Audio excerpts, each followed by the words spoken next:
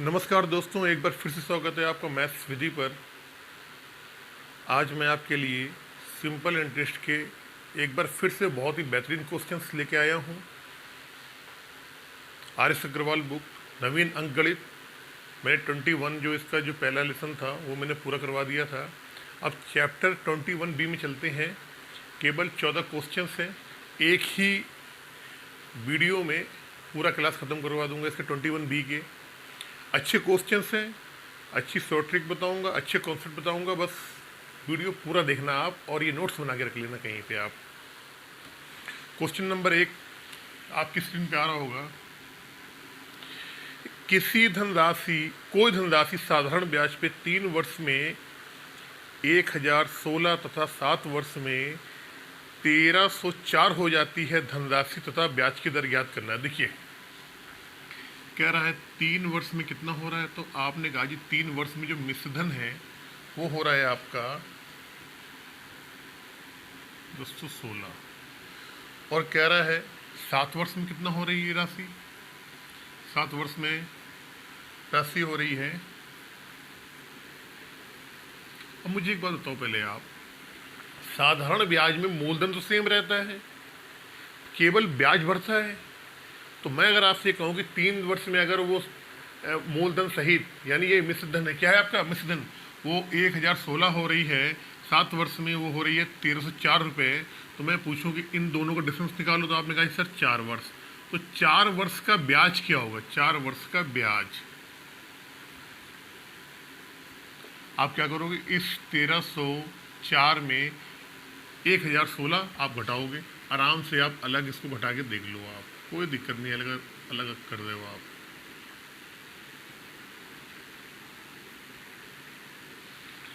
यानी जो हमारा जो ब्याज आएगा 4 वर्ष का वो कितना आया, तो आपने बोला जी वो आया 288।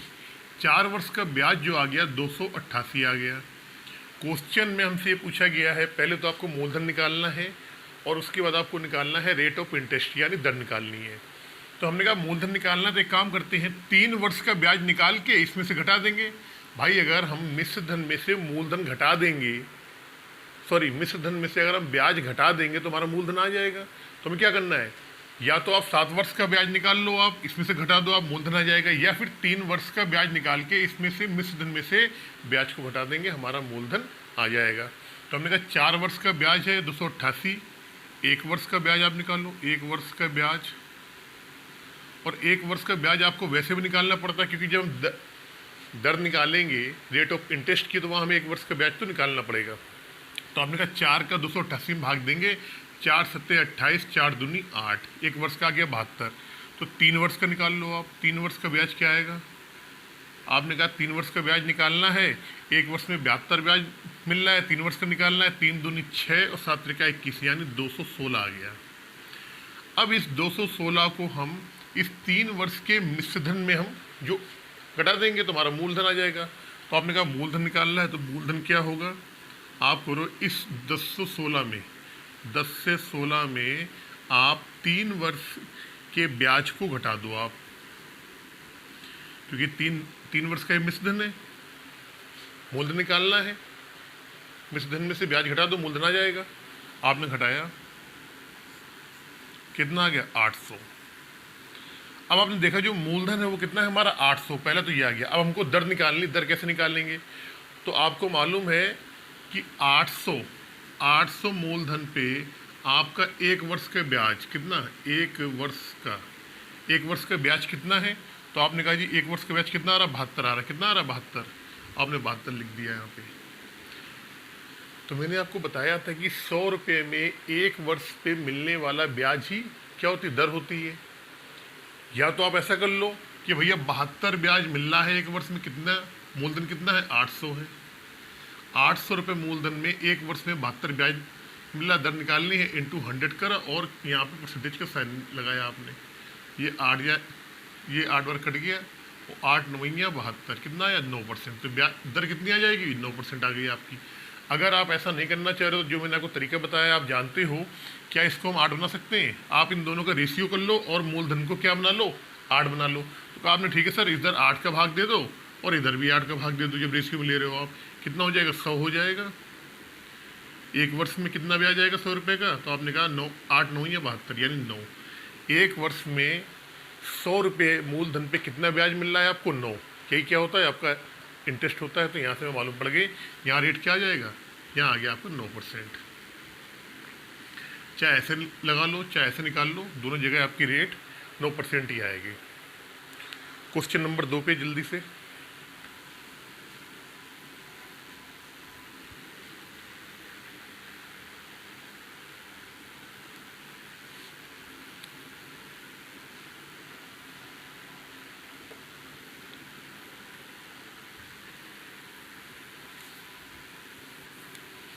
क्वेश्चन आपकी स्क्रीन पे आ जाता है, थोड़ा पढ़ा करें आप क्वेश्चन को।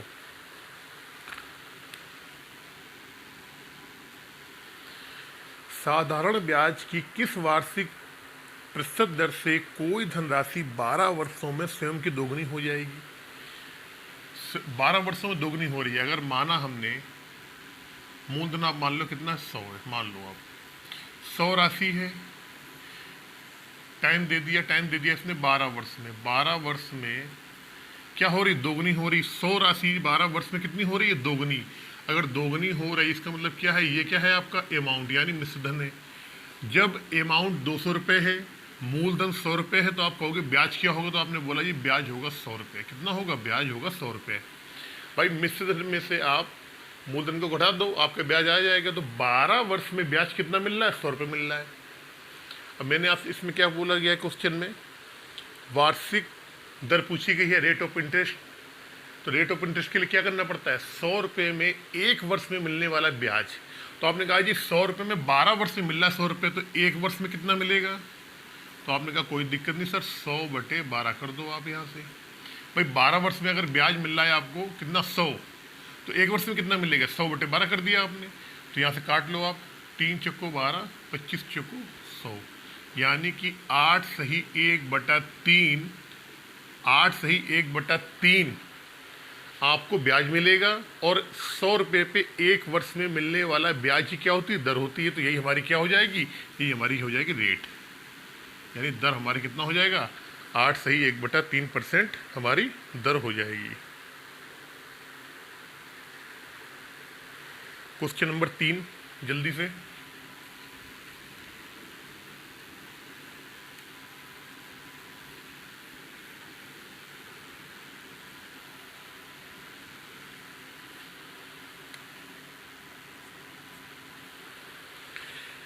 किसी धन का 2 वर्ष 4 माह का 6% वार्षिक दर से मिश्र धन यानी अमाउंट 4047 हो जाता है। मूलधन ज्ञात करो। देखो आप, बड़ा अच्छा क्वेश्चन है।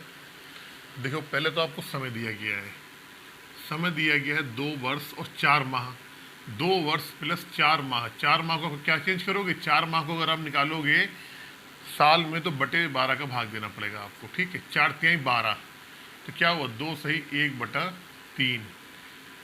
इसको आप लिख सकते हो 3 दूनी 6 7, 7/3 वर्ष हो गया आपका। आपका जो रेट ऑफ इंटरेस्ट दिया है वो दे रखा है आपको 6% वार्षिक, 6% वार्षिक। आपका अमाउंट दे रखा है आपको 4047, और आपसे क्या पूछा गया है? आपसे यहाँ पे प्रिंसिपल पूछा गया, प्रिंसिपल निकालना है। बेसिक जब मैंने आपको बताया था तो इस तरीके के मैंने आपको 2-3 पॉइंट बताए थे, बिल्कुल सेम वही है। सबसे पहले आपको क्या निकालना पड़ेगा? यहाँ से ब्याज प्रतिशत निकालना पड़ेगा, इंटरेस्ट का रेट निकालना पड़ेगा। इंटरेस्ट का रेट निकालने के लिए क्या करना पड़ता है? आपको दर और समय इनका क्या करना पड़ता है? यहाँ से गुणा करना पड़ता है। गुणा कर दो 7/3 × 6, 3 दूनी 6, यानी कितना हो गया? 14%। 14% की अगर फिक्सन वैल्यू निकालोगे आप तो आपने कहा जी 14/100, 14/100। अब 14 को काटना चाहो तो आप काट लो, 7 दूनी 14 और 50 दूनी 100। 50 अगर हमारा मूलधन होगा तो 7 क्या होगा? 7 होगा हमारा ब्याज। अब लिख लो आप यहाँ पे प्रिंसिपल और इंटरेस्ट, सॉरी इंटरेस्ट नहीं, क्योंकि यहाँ पे अमाउंट दिया हुआ है तो अमाउंट लिखेंगे। प्रिंसिपल हमारा कितना है? 50 है। अमाउंट कितना हो जाएगा? 50 मूलधन पे 7 ब्याज मिल रहा है, इसका मतलब मिश्रधन कितना हो जाएगा? भाई मूलधन में ब्याज जोड़ देंगे तो वही हमारा मिश्रधन होता है। तो ये कितना हो जाएगा, ये हो जाएगा आपका 57। अब क्वेश्चन में 57 की वैल्यू दे रखी है कितनी, 4047। 4047 आपको 50 की वैल्यू निकालनी है। 57 की वैल्यू अगर 47 के बराबर है तो ये हमारा कितनी बार जाएगा, ये हमारा ये है 71 बार जा रहा है, 71। यहाँ भी आप 71 बार कर दो। 5 एकम 5, 7 पना 35, यानी कि मूलधन कितना होगा, 3750 रुपये इसका मूलधन रहा होगा।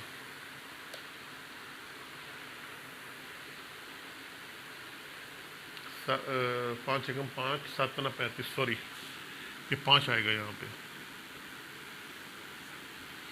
3550 रुपये।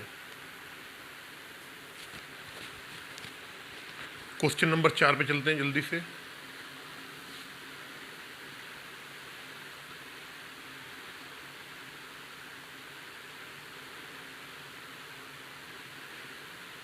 क्वेश्चन नंबर 4,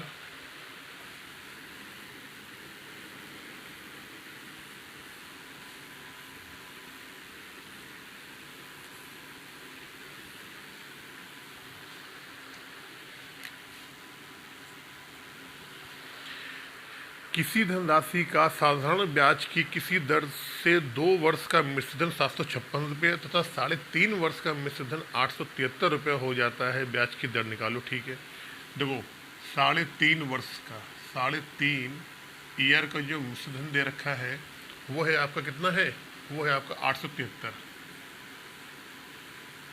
और 2 वर्ष का दिए रखा है आपको, 2 वर्ष का आपका कितना है 756। 3.5 साल का मिश्रधन कितना है आपका 873 है, 2 साल का मिश्रधन है वो है 756 रुपये। एक बात बताओ, जैसे मैंने आपको क्वेश्चन नंबर 1 कराया तो बिल्कुल सेम टू सेम वैसे क्वेश्चन है। भाई मुझे एक बताओ पहले आप, भाई मूलधन थोड़ी ना चेंज होगा, मूलधन जो इसमें रहा होगा वही मूलधन इसमें रहेगा, मूलधन तो सेम रहेगा ना, क्योंकि सिंपल इंटरेस्ट है, हर साल ब्याज बढ़ता चला जाता है, मूलधन तो वही रहता है आपका। तो आपने कहा ठीक है सर कोई बात नहीं, इसको घटा लो यहाँ से।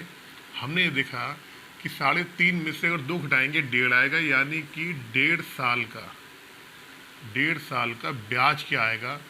तो आपने ऊपर वाले से नीचे को घटाया, आपने 13 में से 6 गया 7, 6 में से 5 गया 1 और 1, 1.5 साल का जो आपका ब्याज आया वो आया आपका 117 रुपये। ठीक है, अब हम 2 साल का निकाल लेते हैं ब्याज। भाई 1.5 साल का जब इतना आ गया तो 2 साल का ब्याज निकाल लो, और 2 साल का ब्याज निकालेंगे इस धन वाले में से घटा देंगे तो हमारा क्या आ जाएगा, हमारा आ जाए, अच्छा ब्याज की दर पूछी है, कोई दिक्कत नहीं। ठीक है, तो एक काम करो आप, अब ब्याज की दर निकालने के लिए हमें क्या करना पड़ेगा कि हमको पहले मूलधन मालूम होना चाहिए। ब्याज की दर निकालने के लिए हमको मूलधन मालूम होना चाहिए, तभी हम निकाल सकते हैं, बिना उसके हम नहीं निकाल पाएंगे। अब मूलधन निकालने के लिए क्या करना पड़ेगा, हमें 2 साल का निकालना पड़ेगा। 2 साल क्या आएगा, तो आपने कहा जी 117/1.5, 2 साल का ब्याज निकालना पड़ेगा पहले, इंटू 2, ये 0 हटाया, 1 0 यहाँ लगा लिया आपने, 5 तिहाई 15, 5 चौको 20, 3 से काटोगे 3 त्रिका 9, 3 9 27, 4 9 36, 3 आया, 4 3 12, 4 3 12, 3 15, यानी कि 2 साल का जो ब्याज आया वो कितना आया, 156 रुपये आ गया। 2 साल का ब्याज 156 रुपये आ रहा है। अगर हम इस 2 साल के ब्याज को इसमें से घटा देंगे तो हमारा मूलधन आ जाएगा। तो मूलधन अगर आपको निकालना है तो 2 साल के मिश्रधन में क्या है, 756 में 2 साल के ब्याज यानी 156 को आप घटा दो। आप घटाओगे इसमें कितना आएगा, आपका ये आ जाएगा 600। हमारा जो मूलधन आया वो कितना आ गया, 600 रुपये आ गया। अब आपको ये मालूम है कि 2 साल का अगर ब्याज 156 आ रहा है, अगर 2 साल का ब्याज 156 रुपये आ रहा है तो 1 साल का ब्याज क्या होगा, तो आपने कहा जी 156 का आप आधा कर दो, वही 1 साल का आपका ब्याज हो जाएगा। तो हमने कहा कि ठीक है कोई बात नहीं है भाई, मूलधन कितना आ गया, 100 कितना आ गया मूलधन। अब ब्याज का रेट निकालना है आपको, रेट निकालनी, rate of interest, rate of interest निकालना है। तो आपने कहा जी 1 साल का ब्याज, 2 साल का ब्याज अगर आपका 156 है तो 1 साल का ब्याज कितना आ जाएगा आपका 7 8 78 आ गया। कितना आया? 78। एक साल का ब्याज कितना आ रहा है? 78 आ रहा है। मूलधन कितना है? 600 रुपये है। और परसेंटेज के लिए आप 100 लगा दो यहाँ पे और परसेंटेज का साइन लगा दो। 6 बार कट जाएगा, 6 और 3 6 78, यानी कितना आ गया? 13% आ गया। अगर आप ऐसा नहीं करना चाह रहे हो कि तो कोई तरीका नहीं, तो मैंने कहा बच्चा कोई दिक्कत नहीं, मैं बता रहा हूँ। अगर मूलधन 600 रुपया था तो एक साल का ब्याज कितना आ रहा था? आपने कहा सर एक साल का ब्याज आ रहा था 78, क्योंकि 2 साल का ब्याज है 156, तो एक साल का क्या हो जाएगा? आधा हो जाएगा। हमने कहा 6 का यहाँ भाग दे लो, 6 का भाग आप यहाँ दे लो। यहाँ कितना हो जाएगा? यहाँ 100 हो जाएगा और यहाँ कितना आएगा? 13 आएगा। यानी कि 100 रुपये पे 100 पे एक साल के ब्याज कितना आ रहा है? 13 आ रहा है। और आपको मालूम है 100 रुपये पे एक साल पे मिलने वाला ब्याज की क्या होती है? दर होती है। इसका मतलब रेट क्या आ जाएगा? आपका डायरेक्ट कितना आएगा? 13% आ जाएगा यहाँ से। चाहे आप ऐसे कर लो, अगर आपको 100 बना के करना है ऐसे कर लो, 100 बना के नहीं करना है तो फिर आप इस तरीके से करो, ऐसे करो। क्वेश्चन नंबर 5 जल्दी से।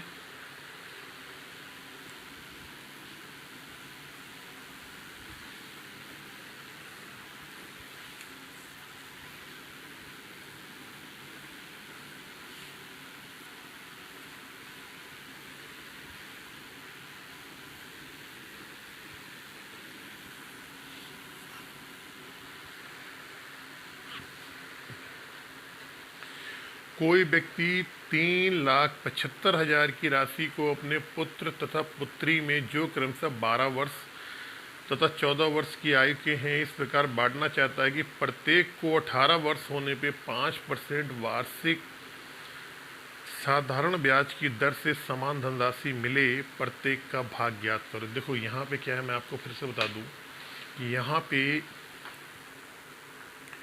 आपको मूलधन दिया गया हुआ है और कह रहा है कि 12 वर्ष और 14 वर्ष की आयु के हैं 18 वर्ष। तो पुत्र 12 वर्ष का है, 18 तक कितना साल चलेगा? उसका 6 साल चलेगा। पुत्री 14 साल की है, 18 वर्ष तक होने तक कितना ब्याज चलेगा? उस पर 4 साल में चलेगा। तो यहाँ पे कह रहा है बराबर धनराशि मिले, इस तरीके से बांटना है उनको। तो यहाँ पे ब्याज की बात नहीं कर रहा है, यहाँ मिश्रधन की बात कर रहा है। और मैंने कल आपको बताया था कि मिश्रधन अगर मिलेगा तो फार्मूला क्या होता है और ब्याज मिलेगा तो फार्मूला क्या होगा। और बराबर हाँ समान धनराशि मिले, तो यहाँ बात कर रहा है मिश्रधन की बात कर रहा है। ठीक है, तो पहला जो तरीका है पहले उससे बताऊंगा और इसके बाद जो दूसरा तरीका है फिर उससे बताऊंगा मैं। ठीक है, मैंने आपको बताया था पहले फार्मूले से कल वाले में कि अगर अलग अलग समय और अलग अलग दर पे कोई मूलधन को बांटा जाता है और उनके मिश्र धन बराबर मिले तो उसका फार्मूला क्या होता है? मैंने आपको बताया था 1/100 प्लस R1 और T1 अनुपात 1/100 प्लस R2 और T2। अगर आगे होगे तो आगे भी कर देंगे क्योंकि यहाँ पे 2 की बात कर रहा है। ठीक है, तो हमने कर लिया। अच्छा, पहला वाला जो रेट है पुत्र के लिए, ये हमारा पुत्र हो गया और ये हमारी पुत्री होगी। मान लो पुत्र की एज जो है अभी, तो आपने कहा पुत्र की एज 12 साल है और 18 साल बाद उसको पैसा मिलेगा। तो यानी कि 6 साल जो पुत्र को जो पैसा जो पुत्र को जितना उसने भाग दिया है उस पर 6 साल उस पर इंटरेस्ट लगेगा। और इंटरेस्ट का रेट क्या है? तो इसने बोला कि दोनों की 5% है। तो हमने कर दिया कि यहाँ पे 5% है और टाइम कितना है पुत्र के लिए? 6 साल है। अनुपात लगा दिया 1/। पुत्री जो है, पुत्री की उम्र कितनी है? अभी 14 साल है और ब्याज कब तक चलाना है? 18 साल तक चलाना है उसके। यानी कि पुत्री 14 साल की है, 18 साल तक ब्याज चलेगा, तो वो 4 साल तक 5% के हिसाब से ब्याज उसे मिलेगा जो भी उसको पैसा दिया गया है। तो 4 साल हो गया और रेट क्या है? वो बिल्कुल आपकी सेम रेट, 6 वर्ष है, 6% है। रेट कितना है? 6% रेट जो है आपका। अच्छा रेट, हाँ पहले रेट कर दो पहले। ठीक, रेट है 5% और टाइम कितना हो गया? 4 हो गया इसका। आपने किया तो एक ये हो गया आपका, यहाँ कितना होगा, रेट है 5 टाइम 6 56 30, 130 हो गया। अनुपात ये हो गया आपका 120। ये 0 से 0 कट जाएंगे, इनको निकालोगे तो 12:13 आएगा। अब 12 और 13 कितना होता है, आपने कहा जी 25 होता है। हमारे अकॉर्डिंग जो उनके मूलधन का अनुपात जो आया वो आया है 12:13, यानी अनुपात में मूलधन टोटल मूलधन कितना होगा, तो आपने कहा जी 25 होगा। इस 25 की वैल्यू क्वेश्चन में 3,75,000 के बराबर दी गई है। कितनी, 3,75,000। अब आपसे यही पूछा गया है कि दोनों के भाग बताने थे, प्रत्येक को कितना भाग मिलेगा। तो पुत्र का भाग कितना है, पुत्र का भाग है 12, 25 की वैल्यू 375 के बराबर, एक की वैल्यू निकाल लो आप, 25 दूना 50, 25 से कम 25, 25 पंचे 125,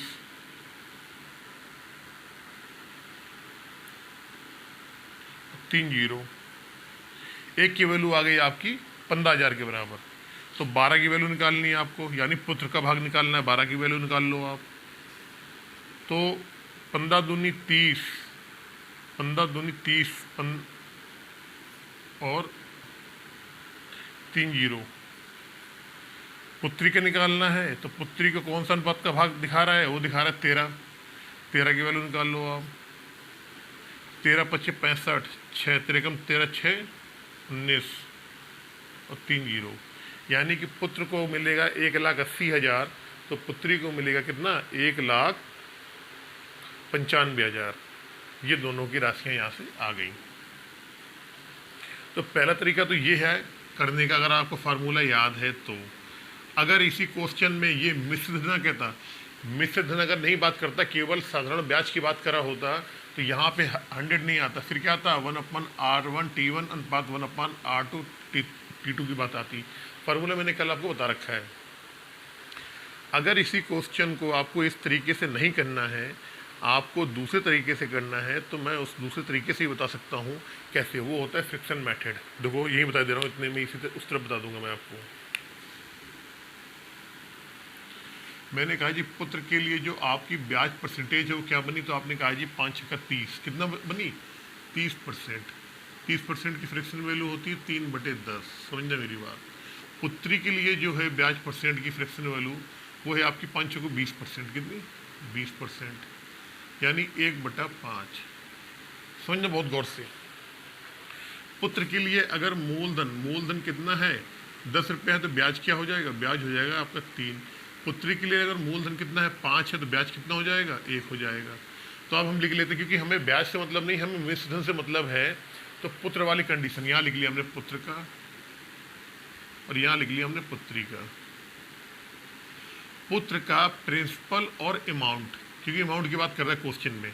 प्रिंसिपल अगर 10 है पुत्र का, तो अमाउंट कितना होगा, 10 और 3 13 हो जाएगा। अगर पुत्री का अमाउंट 5 है, तो सॉरी पुत्री का अगर मूलधन प्रिंसिपल 5 है, तो अमाउंट कितना होगा, 5 में 1 6 हो जाएगा। अब क्वेश्चन में ये कह रहा है, वो बड़ा जरा गौर से देखना, कह रहा है जो अमाउंट मिल रहा है हमको बराबर मिलता है, लेकिन आपने कहा जी पुत्र को जो अमाउंट मिल रहा है वो 13 मिल रहा है, पुत्री को जो मिल रहा है वो 6 मिल रहा है, इसको बराबर कैसे करें, इसे कैसे बराबर करें। तो आपने कहा सर ये तो बड़ा सिंपल है, आपने बता रखा है, इस वाले में आप गुणा कर दो यहाँ पे 6 का, और इस वाले में गुणा कर दो आप 13 का। आप गुणा करोगे तो ये कितना हो जाएगा, ये तो हो जाएगा आपका 60, और ये हो जाएगा आप 13 पच्चीस 65। समझना, बहुत गौर से समझना। ये हो जाएगा 13 78, और ये हो जाएगा 13 78। अब यहाँ 78 आ गया, यहाँ 78 आ गया, यानी क्या हुआ, दोनों से हमें बराबर मिश्रण प्राप्त हो रहा है।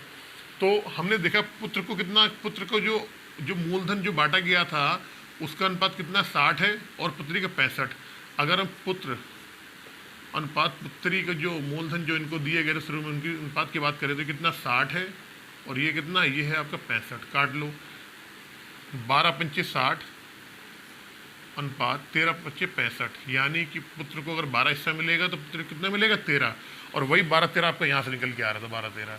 तो चाहे आप वैसे निकाल लो, चाहे आप फार्मूला से निकाल लो, पुत्र और पुत्री को जो मूलधन जो उनमें बांटा गया था, जो मूलधन उनको दिया गया था, उनके मूलधन का जो अनुपात आएगा वो 12 और 13 ही आएगा। अब 12-13 आया तो वहाँ के बाद फ्री की कंडीशन, तो ये तो आपको कॉमन चीज़ है, इतनी चीज़ आपको ये है यहाँ से तो करनी पड़ेगी, इसमें भी करनी पड़ेगी और उसमें भी करनी पड़ेगी। लेकिन अगर आप अनुपात निकाल लोगे, पुत्र और पुत्री को मिलने वाले मूलधन का अनुपात निकाल लोगे तो उनको कितने कितने पैसे मिले हैं ये भी आप निकाल लोगे आराम से। चलते हैं क्वेश्चन नंबर 6 पर जल्दी से। यहां से आप आगे निकाल लेना, इसको कर लेना आप अपने आप।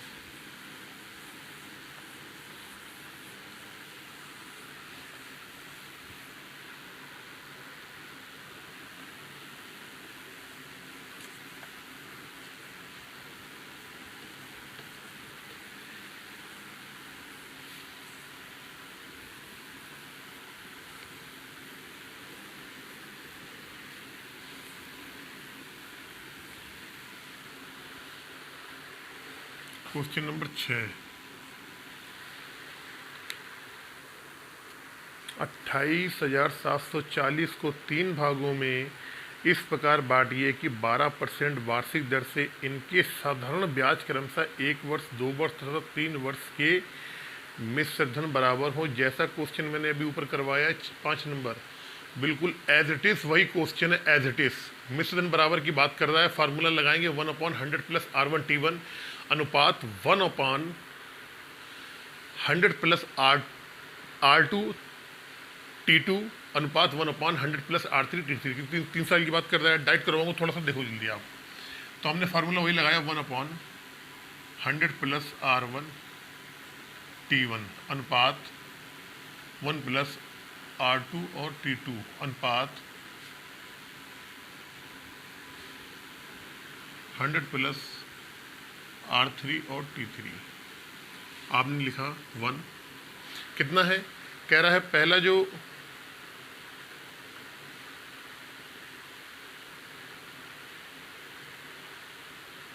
बारह वर्ष रेट है, पहले साल, 2 साल, 3 साल के लिए, ठीक है। तो 12 वर्ष पहले साल के लिए आया तो कितना हो जाएगा 112, अनुपात लगा दिया। 100 एक में जोड़ेंगे, 12 दूनी 24, कितना हो जाएगा 1 साल के लिए, 2 साल के लिए 12 दूनी 24, तो 124 आ गया ये। तीसरे साल के लिए निकालना है, कितना आएगा 12 दूनी 12 12 36, 3 वर्ष के लिए तो 136। अब आपके पास समस्या बहुत बड़ी ये आ गई कि इस रेशियो को सॉल्व करना, ये अपने आप में एक तरीके से बिल्कुल महाभारत हो जाएगा। आप इतना बड़ा इसको किस तरीके से सॉल्व करोगे, तो कोई दिक्कत नहीं, पहले 2 से करके देख लेते हैं, फिर जैसे जैसे करते जाएंगे। तो मैंने कहा जी कोई दिक्कत नहीं, इसको 2 से करो आप। पहले आपने काटा ये पूरा, इसको सॉल्व करने के लिए आपने काटा 2 पंचे 10, 2 छंग 12, 2 छंग 12, 2 दूनी 4, 2 छंग 12, 2 अट्ठे 16 आ गया। फिर 2 से काटो, 2 से काटा आपने कितना आया 28 आ गया। फिर 2 से आपने काटा कितना आया 31 आया। फिर 2 से आप काटा कितना आया 34 आया। अब ये नहीं, यहाँ पे 31 आ गया, ये ऑड नंबर आ गया, अब 2 से हमारा नहीं कटेगा। तो आप कह सकते हो हमारी जो वैल्यू आई 1/28 रेशियो 1/31 रेशियो 1/34। अब अगर हमें ये रेशियो पूरा हटाना है यहाँ पे, तो इनका एलसीएम निकालोगे आप। एलसीएम क्या आएगा, एलसीएम इनका सेम यही आ जाएगा, कितना आएगा 28 कर लो आप। एलसीएम एक जगह कटेगा, लेकिन आप इसको डायरेक्ट इतनी कर लो, 34 आ जाएगा यहाँ पे, ठीक है, निकाल लो। तो ऊपर कितना आएगा, ऊपर आएगा 31 इंटू 34 आ जाएगा। यहाँ पे रेशियो निकालेंगे, ये 31 से 31 कट जाएगा, ये आएगा 28 इंटू 34 आएगा। यहाँ निकालोगे आप रेशियो, 34 कट जाएगा, 28 इंटू 31 आ जाएगा। अब इनको गुणा करना पड़ेगा, इनका गुणा करेंगे तो आपका 1054 आएगा। मैं लिख देता हूँ थोड़ा डायरेक्ट, 1054 आ जाएगा यहाँ पे। ये रेशियो निकालोगे 952 आ जाएगा, 952 आ गया। ये रेशियो निकालोगे आपका, ये आ जाएगा आपका 868। इन तीनों को जोड़ेंगे, देखो इन तीनों को जोड़ेंगे, इन तीनों को जोड़ने के बाद 28,740 के बराबर कर देंगे। इन तीनों को जोड़ जो आएगा वो कितना आएगा, वो आपका आएगा 28,74। इसकी वैल्यू कितने के बराबर है, 28,740 के बराबर है।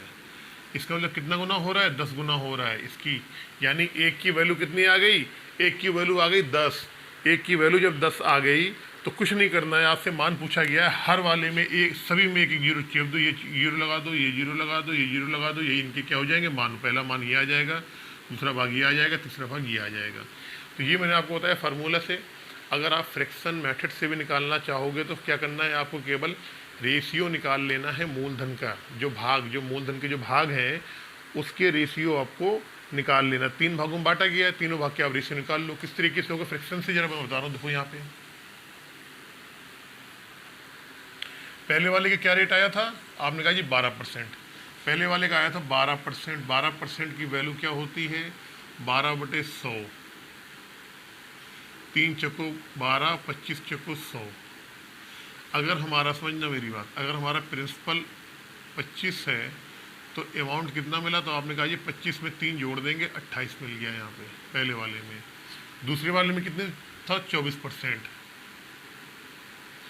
24% का मतलब होता है 6 चौको 24, 25 चौको 100, यानी कि 25 अगर दूसरे वाले में हमारा प्रिंसिपल है, अमाउंट कितना हो जाएगा, 25 में 6 क्या हो जाएगा, प्लस हो जाएगा, यानी 31 आ गया, 31 अमाउंट आ गया हमारा। तीसरे वाले में 36 था, 36%, तो 9 चौको 36, 25 चौको 100, यानी 25 अगर हमारा मूलधन है तो हमारा ब्याज कितना है, 9 है। 25 अगर यहाँ पे हमारा मूलधन आ गया तो मूलधन में ब्याज को जोड़ देंगे, कितना आएगा, 25 और 9 कितना आ गया, 34 आ गया। अब आपने देखा क्वेश्चन में चीज़ कह रहा है कि मिश्र धन जो है, जो अमाउंट है वो बराबर है, आपको इन तीनों को बराबर करना पड़ेगा। समझना मेरी बात, जब आप इन तीनों को बराबर करोगे तो आपको, बहुत गौर से देखना जो मैं बताना चाह रहा हूँ, जब इन तीनों को बराबर करोगे तो आपको पहले वाले में यहाँ गुणा करना पड़ेगा 31 इंटू 34 को, दूसरे वाले में गुणा करना पड़ेगा आपको 28 इंटू 34 का, तीसरे वाले में गुणा करना पड़ेगा आपको यहाँ पे 28 इंटू 31 का। जब इसका गुणा आप यहाँ करोगे, इसका गुणा यहाँ करोगे, इसका गुणा यहाँ करोगे, 25 तीनों में कॉमन रहेगा, 25-25 कट जाएगा, तो रेशियो जो आएगा वो आएगा 31 into 34, ratio 28 into 34, ratio 28 into 31। अगर आप देख रहे हो तो वही रेशियो आएगा 31, 34, 28, 34, 28, 34, 28, 31, यानी कि यहाँ से भी फ्रैक्शन मेथड से भी वही रेशियो आ गया जो रेशियो हमारा यहाँ पे इस जगह निकल के आ रहा था। और उसके बाद की प्रोसेस तो आपको सेम है, रेशियो निकाला आएगा, 3 भागों के रेशियो मालूम पड़ गए हमको, बड़ी आसानी से क्वेश्चन सॉल्व कर लोगे आप। इनका इसमें गुणा करोगे, इसका इसमें गुणा करोगे, इसमें गुणा करोगे, जो जब तीनों को जोड़ोगे तो आपका आएगा 28, 74, और इसकी वैल्यू क्वेश्चन में आपको दी गई है 28,040। एक की वैल्यू कितनी आई, 10 आई, सब में 10 जोड़ देना यहाँ पे, जो भी से गुणा करने के बाद आएगा कर लेना, तो आपका यही आ जाएगा 10,540, 9,520 और 8,880 रुपये, ही आ जाएगा आपका आंसर। चलते हैं क्वेश्चन नंबर 7 में जल्दी से।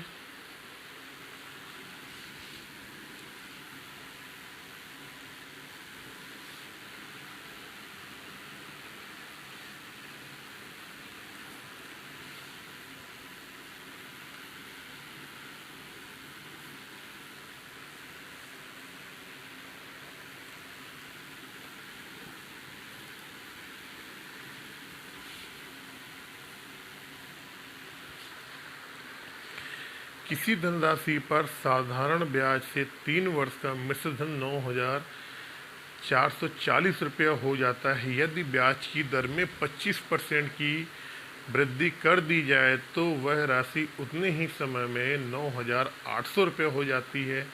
राशि तथा ब्याज की दर ज्ञात करें। ठीक है,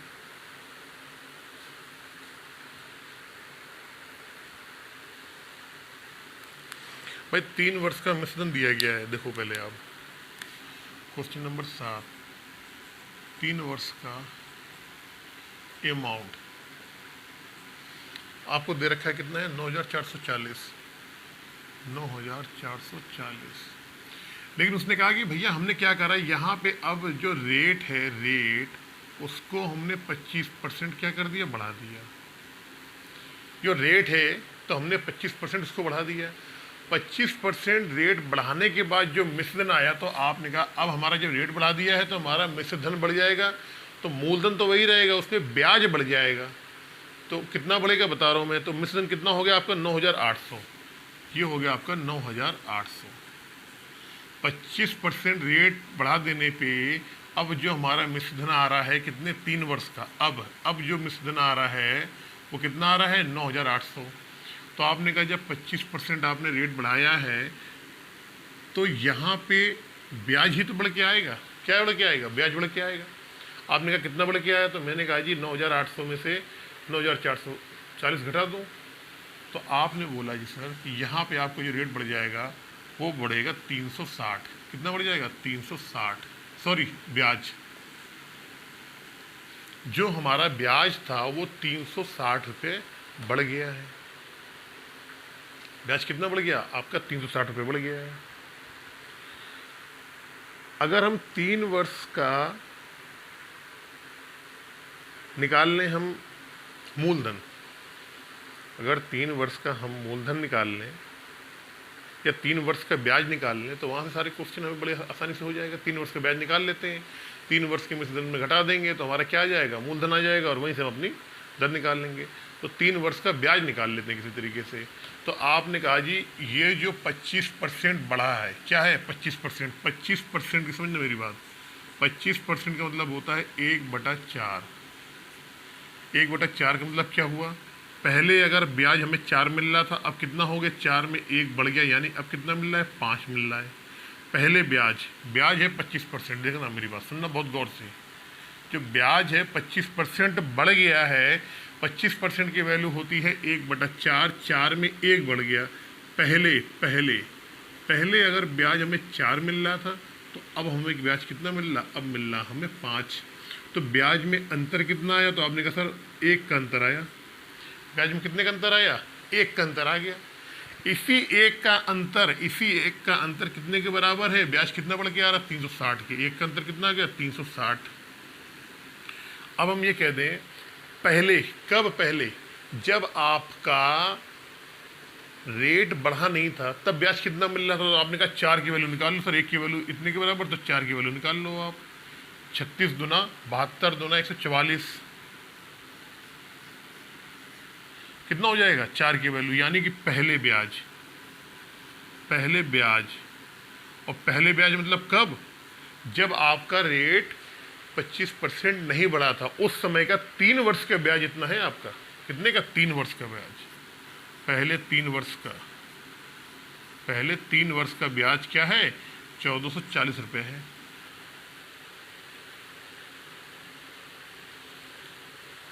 तीन वर्ष का ब्याज अगर 1440 है, मिश्रधन कितना है, 9,440 है, तो आपने कहा जी मूलधन क्या होगा, तो हमने कहा जी मूलधन क्या होता है, मिश्रधन कितना है, 9,440 में से 9,440 में से आप 1,440 को घटा दो आप। तो आपने कहा ठीक है सर, आप कह रहे हो घटा देते हैं, तो आपका कितना आ गया, 800 आ गया, 800 रुपये आ गया। 800 रुपये आपका क्या आ गया, मूलधन आ गया। अब 800 रुपये आपका मूलधन आ गया, और 3 वर्ष का ब्याज जो है, 3 वर्ष का ब्याज वो आ रहा है 1440 रुपये।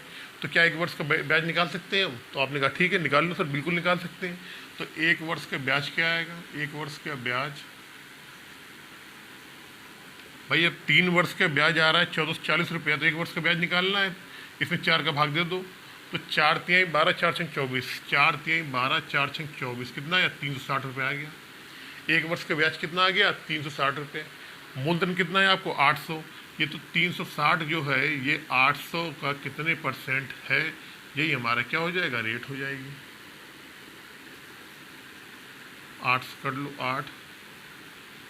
8 चौको 32, 8 पंचे 40, 8 चौको 32, 8 पंचे 40, नहीं 8 चौको 32, 45%, 45 आएगा क्या, कितना आ रहा भाई इसका, 7 7 6% आ रहा भाई, गलत कहाँ हो रहा है ये। 1 वर्ष का ब्याज, 3 वर्ष का ब्याज,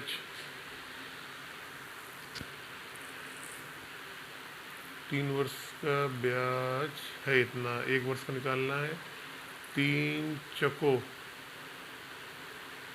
सॉरी 3 वर्ष का ब्याज है तो 1 वर्ष का निकालेंगे, 3 चको 4, 3 का भाग देंगे इसमें 3 का, 3 चको 12 और 3 अट्ठे 24, 3 चको 12 3 अट्ठे 24, 448 आएगा भाई।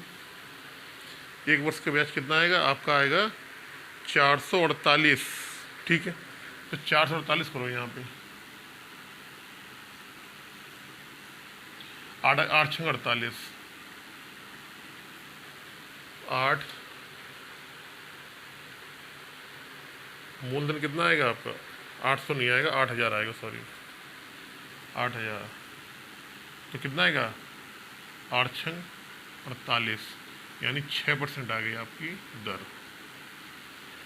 बहुत से लोगों को ये चीज़ समझ में नहीं आई होगी, मैं इसको समझा भी सकता हूँ आपको अच्छे तरीके से।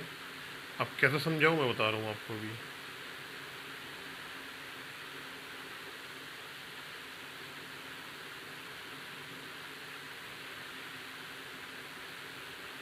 देखो, अगर आपको ये चीज़ समझ में नहीं आ रही तो इतना मैं आपके लिए अलग से बता सकता हूँ दूसरे पेन से। हमने कहा जी 25% रेट बढ़ने पे ही आपको 360 रुपये ब्याज आपका बढ़ रहा है। आपके रेट में 25% की बढ़ोतरी हुई, उसकी वजह से ही तो आपको ब्याज कितना ज़्यादा मिल रहा है, 360 मिल रहा है। तो हमने कहा जी 25% की वैल्यू क्या है, आपने कहा जी 25% की वैल्यू कितने के बराबर है, 360 के बराबर है।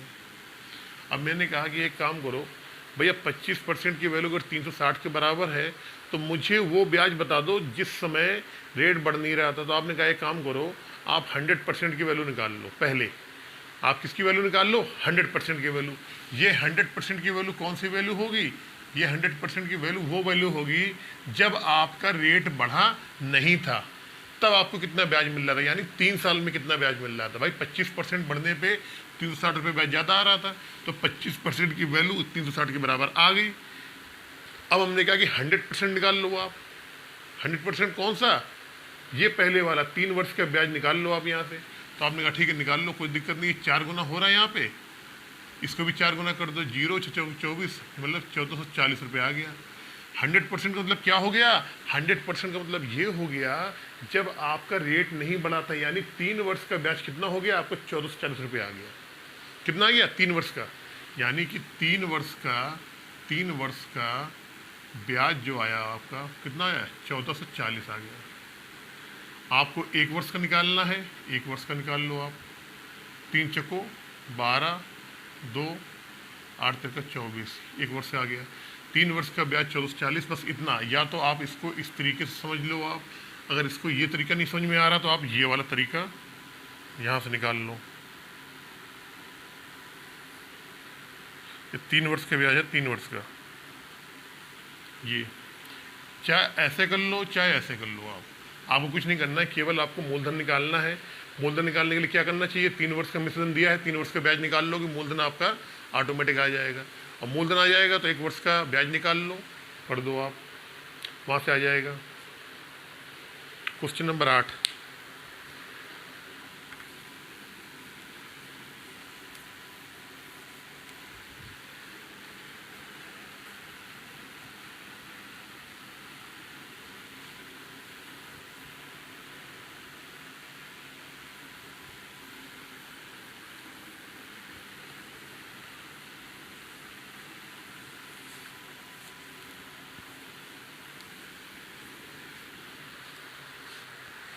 कोई धन 3 वर्ष के लिए साधारण ब्याज पर उधार दिया गया, यदि ब्याज की दर 2% अधिक होती तो 360 रुपये अधिक ब्याज मिलता, धन ज्ञात करिए। देखिए बड़ा सिंपल सा क्वेश्चन है। मैंने कहा ये हर धन क्या होता है, हर मूलधन अपने आप में 100% होता है, नहीं भी होता है आप 100 रुपये उसको मान भी सकते हो। माना मूलधन क्या है, आपने कहा जी 100 रुपये मान लिया हमने, आप 100 रुपये मूलधन। अब कह रहा है यदि ब्याज की दर 2% अधिक होता और 3 वर्ष के लिए बात कर रहा है, तो सब मिला के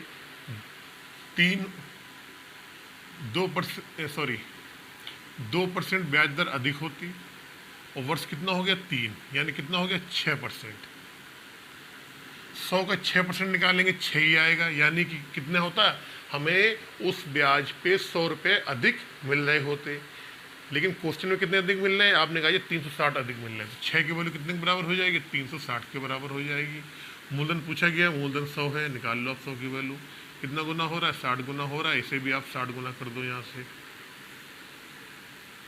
यानी कि मूलधन कितना रहा होगा? मूलधन रहा होगा आपका 6000 रुपये।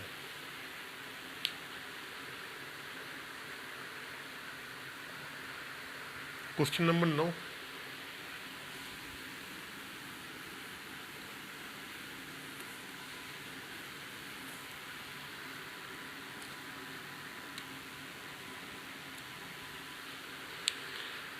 किसी धन पर एक निश्चित दर से एक निश्चित समय के लिए साधारण ब्याज मूलधन का 16/25 है।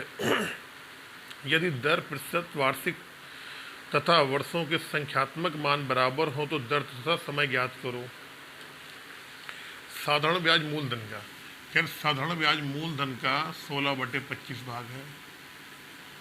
इसका मतलब क्या हुआ? मूलधन का 16/25 भाग है। इसका मतलब ये हो गया कि अगर मूलधन हमारा कितना 25 है तो ब्याज कितना है? 16 है हमारा। मैंने आपको बताया अगर मूलधन को 100 बना पा रहे हैं तो बहुत क्वेश्चन इजी हो जाता है, बना लो आप 100। अगर इसे 100 करोगे तो कितना हो जाएगा? यहाँ नीचे 4 का गुणा कर दो, 4 का गुणा ऊपर कर दो, तो 16 चौको 64, ये हो जाएगा 64 और ये हो जाएगा 100। अब देखना 100 रुपये पे 100 रुपये में एक वर्ष में मिलने वाला ब्याज,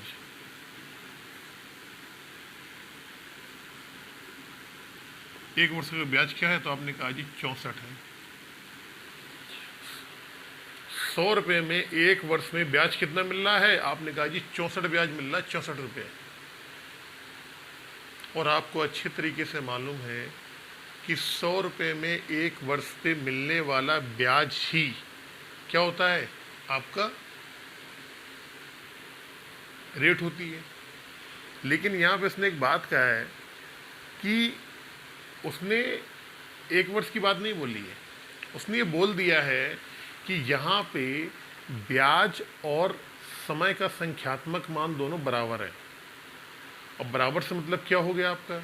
बराबर कब होंगे? बराबर तभी तो होंगे भाई जो हमारा यहाँ ब्याज आता है वो क्या आता है? जो भी हमारा ब्याज आता है वो हमेशा दर और समय का गुणा ही तो होता है हमारा। क्या होता है? दर और समय का गुणा ही होता है। तो आपने कहा जी इस वाले ब्याज में 64 में दर भी है और समय भी है। उसने कह दिया दोनों ही बराबर हैं। अगर आप इसको x मान लो तो ये भी क्या हो जाएगा? ये भी x हो जाएगा। यानी कि x स्क्वायर की वैल्यू कितने के बराबर है? 64 के बराबर है। या तो x कितना आ गया? 8 आ गया। या फिर आप ये कह दो कि इस 64 में ही दर और समय दोनों है। ब्याज क्या होता है? मैंने आपको बताया ब्याज परसेंटेज क्या होता है। ब्याज या ब्याज परसेंटेज क्या होता है? दर को 100 रुपये बता रहा हूँ, 100 रुपये पे, बाकी नहीं। अगर हमारा मूलधन 100 रुपये है तो जो हमारा ब्याज होगा वो क्या होगा? वो क्या होगा? समय और किसका? समय और दर का ही गुणनफल होता है। तो 64 रुपये ब्याज आ रहा है, कितने पे आ रहा है? 100 रुपये पे आ रहा है। उसने कहा एक वर्ष पे नहीं आ रहा है, उसने कहा एक वर्ष पे नहीं आ रहा, वो कह रहा है कि जितनी दर है उतना ही समय है हमारा। तो आप जान गए कि भैया 64 का ऐसी कौन सी संख्या होगी जो 64 को बराबर बराबर ही गुणा करने पे आए। तो आपने कहा 8 और 8, इसका मतलब क्या हो गया कि दर जो हमारी होगी, रेट भी हमारा 8 होगा और टाइम भी क्या होगा? हमारा 8 होगा। क्या हो जाएगा? 8 हो जाएगा हमारा यहाँ से आंसर।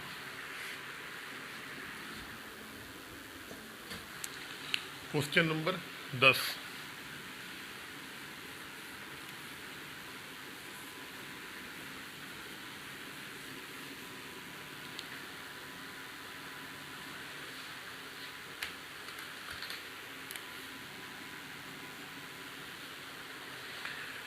पाँच वर्ष बाद दे 3600 रुपये के ऋण को बराबर वार्षिक किस्तों में चुकाना है। यदि ब्याज की दर 10% वार्षिक हो तो प्रत्येक किस्त कितने रुपए की है? बहुत अच्छा क्वेश्चन है। कल भी मैंने आपको बताया था इसी तरीके से रिलेटेड एक क्वेश्चन, आज फिर बता रहा हूँ मैं।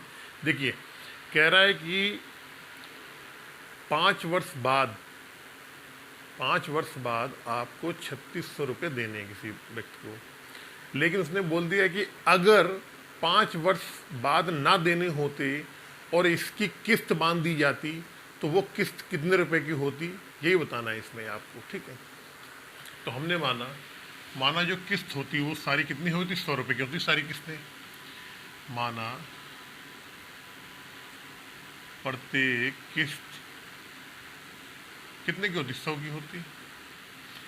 अब जब आपने किसी बंदे से उधार पैसे लिए, मूलधन आपने लिया, तो मूलधन के 1 साल बाद आपको 100 रुपये देने होंगे, उसके फिर 1 साल बाद आपको 100 रुपये देने होंगे, फिर 1 साल बाद आपको 100 रुपये देने होंगे, फिर 1 साल बाद आपको 100 रुपये देने होंगे, फिर 1 साल बाद आपको 100 रुपये देने होंगे, 1 2 3 4 5, और यहाँ पे देने के बाद आपका दी एंड हो जाता है यहाँ पे। लेकिन हुआ क्या कि जब आपने किसी बंदे से कोई मूलधन लिया, कोई पैसे उधार में लिया, ऋण में लिया, उसके 1 साल बाद जो आपने किस्त बांधी थी, हर एक साल बाद जो आपने किस्त बांधी थी वो आप नहीं दे पाए। आपके साथ आपके बिजनेस में लॉस हो गया, आपके कहीं पैसे, आपकी नौकरी चली गई, कुछ भी हो गया, आप वो उसको पैसे टाइम पे नहीं दे पाए जो हर किस्त आपको देनी चाहिए थी, पहले साल पे, दूसरे साल में, तीसरे साल में, फिर चौथे साल में, और लास्ट में आखिरी वाली 5वें साल में। ये किस्त आपको हर साल देनी चाहिए थी, लेकिन आप किसी वजह से, आपके साथ आर्थिक संकट आ गया, आप हर साल किस्त नहीं दे पाए। आपने क्या करा, आपने सीधे 5वें साल पे किस्त लाके आप 5वें साल पे आपने पूरा पैसा दिया। तो इसमें हम ये देखेंगे किस्त में जो आपको पहले साल पे किस्त देनी थी वो किस्त आपने कब दी है, चौथे साल में। यानी कि यहाँ पे 1 2 3 और ये 4, यानी कि इस 100 रुपये पे आपको 10% के हिसाब से 4 साल का क्या हो जाएगा, आपको यहाँ पे ब्याज लग जाएगा। क्योंकि इस किस्त को जो आपको यहाँ पे देनी चाहिए थी पहले साल में, उस किस्त को आप कहाँ दे रहे हो, चौथे साल पे दे रहे हो आप। तो इस वाली किस्त में कितना हो गया, आपने कहा जी 1 साल में 10% ब्याज, तो 4 साल में कितना हो गया, 40% ब्याज हो गया। ये वाली किस्त आपको देनी चाहिए थी दूसरे साल में, मूलधन लेने के दूसरे साल पे आपको देनी चाहिए थी किस्त, लेकिन आप ये भी टाइम पे नहीं दे पाए। आपने कब दी है, इसको आपने दिया है 1 साल यहाँ से यहाँ तक चलने के बाद, फिर 2 साल चलने के बाद, फिर 3 साल, यानी कि 3 साल के बाद आपने इसको एक किस्त दी है यहाँ पे, तो 3 साल का इसमें ब्याज लग जाएगा। 1 साल का ब्याज कितना है, 10 है, 3 साल का ब्याज कितना हो जाएगा, 30 हो जाएगा। जब ये किस्त आप तीसरे साल वाली किस्त आपको देनी थी, तो ये किस्त भी आप टाइम पे नहीं दे पाए। इस किस्त को भी आपने कब दिया है, बिल्कुल लास्ट में दिया है, यानी कि यहाँ से यहाँ तक 1 साल और यहाँ से लेके यहाँ तक 2 साल। तो इस किस्त को आपने 2 साल लेट दिया है, तो इस किस्त में भी 10% के हिसाब से 2 साल का ब्याज लग जाएगा, यानी कितना हो जाएगा, यहाँ 20 रुपये और देने पड़ेंगे आपको इसमें। इस किस्त को आपको चौथे साल पे देनी चाहिए थी, लेकिन आप यहाँ चौथे पे नहीं दे पाए, इसको आपने 1 साल बाद यहाँ पे दिया है, यानी कि इस वाली किस्त में 1 साल का ही ब्याज लग जाएगा। कितना लग जाएगा, 10 रुपये। और ये वाली जो किस्त आपको आखिरी में ही देनी थी, सबसे लास्ट में, तो आपने सबसे लास्ट में दी, तो इसमें कोई ब्याज नहीं लगेगा, यानी क्या होगा, 0 हो जाएगा। अब हमने देख लिया, अगर हम सब की बात करें पूरे कि टोटल मिला के, कुल मिला के हमको कितना रुपये देना पड़ेगा 5 साल बाद, तो आपने कहा ठीक है सर, 1 2 3 4 5, 500 तो ये हो गए आपके, जो आपका मूल था या किस्त थी। और किस्त पे ब्याज कितना हो गया, 40 3 70 2 90 और 10 100, यानी कि ये किस्त वाला ब्याज हो गया। सब मिला के आपको 600 रुपये आपको 5 साल बाद देने पड़ेंगे। कब, जब आप टाइम पर किस्त नहीं दे पा रहे। आप टाइम पे जो आपने वादा किया था, जो आपने किस्तें बनवाई थी, वो कोई भी किस्त आप टाइम पे नहीं दे पाए। आप सब जो भी आपने पैसा दिया है, सारा वो दिया है कितने, 5 साल पे, बिल्कुल लास्ट स्टेज पे आपने पैसा दिया है। तो 600 रुपये आपको देने पड़ेंगे। इसी 600 की वैल्यू क्वेश्चन में कितने के बराबर है, 3600 के बराबर दे रखी है। इसकी वैल्यू है वो 3600 के बराबर दे रखी है। आपसे किस्त पूछी गई थी, किस्त कितने रुपए की है, हमने मान रखी थी 100 रुपये किस्त थी। 100 का मान निकाल लो आप। ये कितना गुना हो रहा है, ये हो रहा है 6 गुना। तो यहाँ से भी आप क्या करोगे, 6 रंग 36, तो क्या हो जाएगा, 600 रुपये की किस्तें आएंगी आपकी।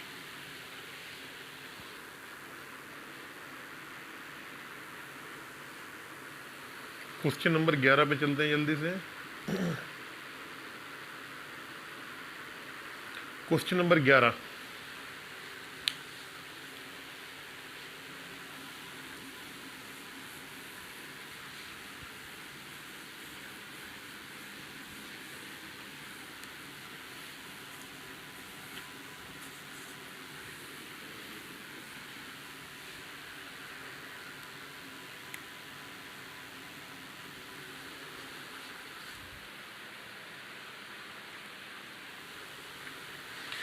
कोई व्यक्ति 1,40,000 दो प्रकार के बॉन्ड में निवेश करता है, कुल इनकम दे दी, दो बॉन्ड उनसे खरीदता है।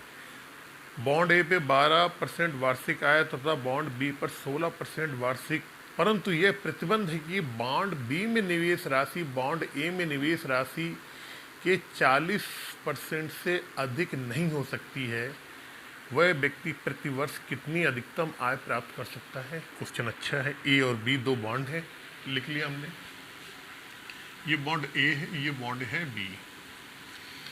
अच्छा, इसमें निवेश कितना कितना कह रहा है? कह रहा है कि बॉन्ड बी में निवेश राशि बॉन्ड ए में निवेश राशि के 40% से अधिक नहीं हो सकती है। अगर हमने मान लिया ए में, हमने मान लिया अगर हमने 100, अगर मान लिया बॉन्ड ए में हमने अगर मान लो 100 रुपये निवेश किए हैं, तो कह रहा है बॉन्ड बी में बॉन्ड ए से ए के 40% से अधिक नहीं हो सकती है। तो यानी कि ए का 40% कितना आएगा? 40 आएगा, तो 40 हो जाएगा। 40 से अधिक नहीं होगी, 40 हो सकता है लेकिन 40 से अधिक नहीं हो सकती है। तो 40 हमने बोल लिया कि 40 हो गई। यहाँ से हम रेशो निकाल लेते हैं, बड़ी आसानी से निकल आएगा। 0 से 0 कट जाएगा, 5 दूनी 10 और 2 दूनी 4। तो हमने क्या करा, यहाँ से रेशियो के चिन्ह कुछ ज़्यादा बड़े बन गए। हमें ये मालूम पड़ गया यदि बॉन्ड ए में 5 रुपये निवेश किए होंगे तो बॉन्ड बी में कितने किए होंगे? 2 रुपये निवेश किए होंगे। आपको मालूम है क्वेश्चन की पहली लाइन में बोल दिया गया है कि वह आदमी कितना टोटल कितना निवेश कर रहा है? 1,40,000 वो निवेश कर रहा है। तो 5 और 2 कितना होता है? 7। अनुपात में जो उसका टोटल निवेश है बॉन्ड ए और बॉन्ड बी को मिला के कितना है? 7। इस 7 की वैल्यू कितने के बराबर है? 1,40,000 के बराबर। तो हमने बॉन्ड ए में मालूम कर लिया कि ए की वैल्यू कितनी है? 5 निकालनी है आपकी। बॉन्ड ए में वाकई में उसने कितने रुपए निवेश किए हैं, तो 5 की वैल्यू अब निकाल लो। ये 2 गुणा कर दो, 2 गुणा करने के बाद 4 जीरो लगा दो, तो यहाँ भी 2 गुणा करो इसमें और 4 जीरो लगा दो। 5 दूनी 10 और 4 जीरो। बॉन्ड अगर बी की बात कर रहे हैं कि बी में कितना निवेश किया है, तो बी की वैल्यू कितनी है? 2 की वैल्यू निकालनी है आपको। तो वही करो, गुणा 2 करो और 4 जीरो लगा दो। 2 दूनी 4 और 4 जीरो। तो बॉन्ड ए में निवेश राशि आ गई आपकी 1,00,000 रुपये और बॉन्ड बी में आ गई आपकी 40,000 रुपये। अब वो कह रहा है कि बॉन्ड ए में है 12% वार्षिक आय मिलती है उसको। बॉन्ड ए में जितना पैसा उसने निवेश किया कितना मिलता है? 40% मिलता है, सॉरी 12%। तो हम बॉन्ड ए से अर्जित होने वाली आय निकाल सकते हैं। तो आपने कहा ठीक है सर, इसका 12% निकाल दो आप। 12% हटाएंगे, बटे 100 आएगा, 2 जीरो कट जाएंगे, तो आप कितना आएगा? 12 और 3 जीरो। कितना आ गया? 12 और 3 जीरो आ गया यहाँ पे। यानी बॉन्ड ए से उससे पैसे कितने मिल गए? 12,000 रुपये मिल गए। बॉन्ड बी में है 16% वार्षिक आय है बॉन्ड बी से, जो बॉन्ड बी में लगाता है उससे 16% वार्षिक आय से मिलती है। इसका 16% निकाल दो आप। इससे 2 जीरो कट जाएंगे, 16 चौको 64 2 जीरो, 16 चौको 64 2 जीरो, ये आ गया आपका 64 और 2 जीरो। तो उसने लास्ट में ये पूछा है कि वह व्यक्ति प्रतिवर्ष कितनी अधिकतम आय प्राप्त कर सकता है। तो 1,20,000 तो मिल रहे हैं बॉन्ड ए से प्रॉफिट हो रहा है और 6,400 प्रॉफिट हो रहा है बॉन्ड बी से। अगर हम इन दोनों को जोड़ देंगे 0 0 4 12 6 18, यानी कि 18,400 रुपये। कितना? 18,400 रुपये हमको इन दोनों से हमको बेनिफिट यहाँ पे हो जाएगा और यही हमारा टोटल आय हो जाएगी हमारा कि इतने रुपए हमें इन दोनों बॉन्ड से मिलेगा।